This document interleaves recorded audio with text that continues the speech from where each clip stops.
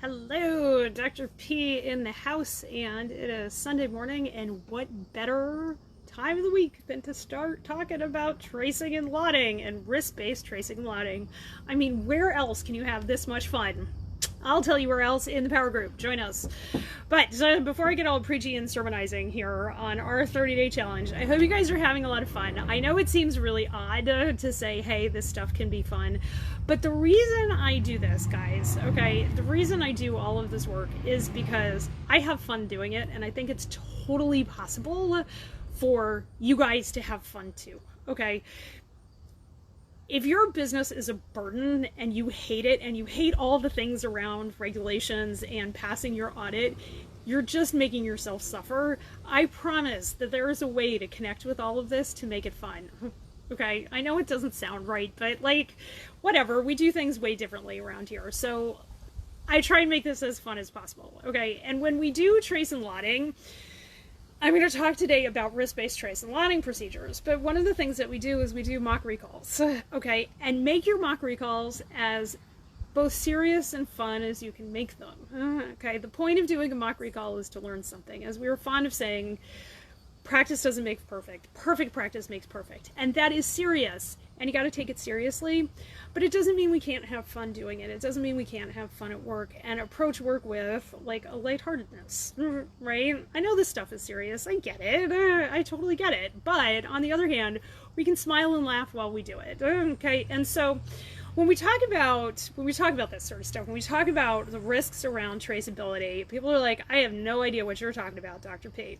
I got you, my friends. Okay. So first of all, the risk of you not being able to like figure out where your product is, where an ingredient is, all that sort of stuff is only something that you will know.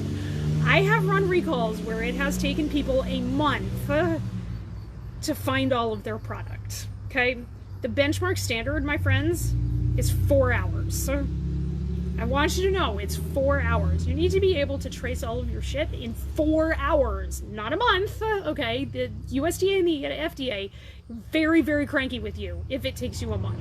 Are you working that whole month and trying to figure it out? Of course, but it's better to find everything in 4 hours, okay? So when I pull a mock recall on y'all, your deadline is like 4 hours from the time the post goes up. Right? If you're working with me, you know, and you're one of my one-on-one clients, it's 4 hours from when you get the email, because that's how you're going to get notified. You will get an email, okay? And it's incredibly important that you know how to do this. So with that, I want you to think about how often you test your lotting system and your traceability. If you've never tested it before, I guarantee you your risk of untraceable items is high, and you're going to spend the next year reducing that risk. Okay, just acknowledge that in your risk analysis. Okay, if you have been regularly testing your system and your system works, and you are working on continuous process improvement to get your traceability down to 4 hours, then your risk is a lot lower. If you can trace stuff but it takes you a week, your risk is still pretty high. Okay, so just to give you some parameters around what that looks like. And so take that risk analysis of what your risk actually is and plop it into your policy. So I want you to think about what your policies are around lotting. Do you look for lot numbers on everything? Are they on your bills of lading? Are they in your paperwork and on your packaging and things like that? How about your lotting on your make sheets? What's your policy around lotting on make sheets? If you work with me, our policy on lotting around make sheets is every ingredient and every label and every piece of package, that lot number is reflected on the make sheet. Okay, it's really that easy. You can print out labels. There are tons of different ways to do this. So when you decide to apply yourself to lotting, you got to think about how to do the lot numbers. Everybody has a different way of doing the lot numbers. It's, you know, like written in the trace and lotting SOP. And the idea is that your traceability and your lotting creates effective, credible, documented systems that you can use to go find product when something is going wrong. Okay, so yesterday on incident management, we talked about putting the team together and deciding on the crisis. Traceability is after you have already figured out a crisis is at hand, and it's the first thing that you are going to do is you got to go find the product and figure out what to do with it. Okay, so run your mock recalls, decide on something. It doesn't have to be complicated. Okay, and really study and ask yourself, when you do your mock recall, after it's all done, we're going to do an after action report. What worked in my mock recall? What didn't work in my mock recall? And what am I going to do differently?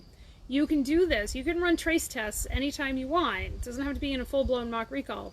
If you are constantly asking yourself that question, what worked, what didn't work, what am I going to do differently, you will astound yourself at the difference in your business and probably your life over the course of the next 90 days. And that's really what we're after here, right? We're not, people don't come to me because things are working. People come to me because things aren't working. And if your trace and lotting system is something that isn't working, here's how to fix it, okay? And it requires just tolerating the discomfort of knowing that you have to lot everything. And that's usually the biggest hurdle. You know, there are only a couple of hurdles that people have when they start in on this like auditing work, and tracing and lotting and the discipline it takes to do trace and lotting well is really one of those hurdles. Okay, so set yourself a time. I really wouldn't make it longer than 30 minutes. Okay. A couple of times a week, you know, over the next 90 or so days, to really look at your trace and lotting program. Trace stuff forward, trace stuff backwards, do a mock recall, and see where you get and see what you learn. And just ask yourself what worked, what didn't work, and what am I going to do differently? It's really pretty much that simple.